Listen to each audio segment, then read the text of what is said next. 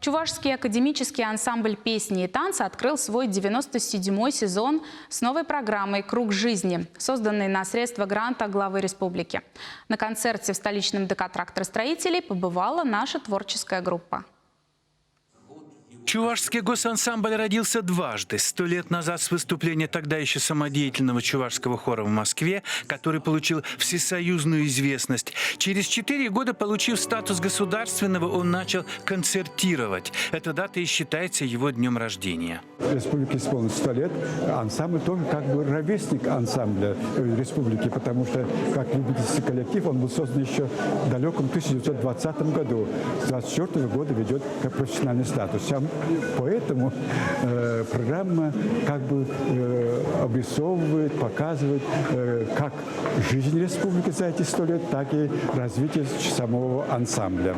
Ансамбль не первый раз предпринимает попытку разорвать традиционную структуру выступлений. На этот раз задались целью создать программу для больших пленэрных концертов.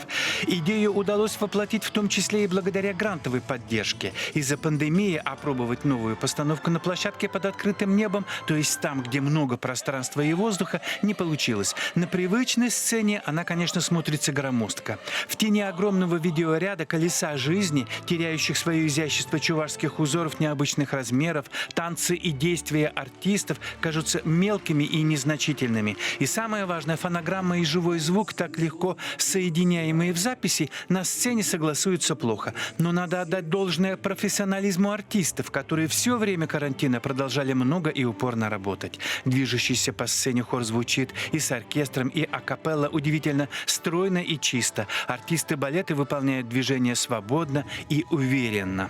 Мне сегодня радостно по той причине, мои танцы где-то, эпизоды проходят, это уже очень радует. Я причем не одна пришла, со мной вместе мои педагоги. Я продолжаю работать в училище культуры, и студентов я привела. Новая программа Чувашского госансамбля посвящена истории музыкальной культуры народа, вековой истории республики. Хочется надеяться, что после снятия всех ограничительных из-за пандемии мер, когда концерты и праздники вернутся на открытые площадки, постановка зазвучит в полную силу и донесет до зрителя задуманное создателями. Александр Осипов, Владимир Синдеев, Вести Чувашия.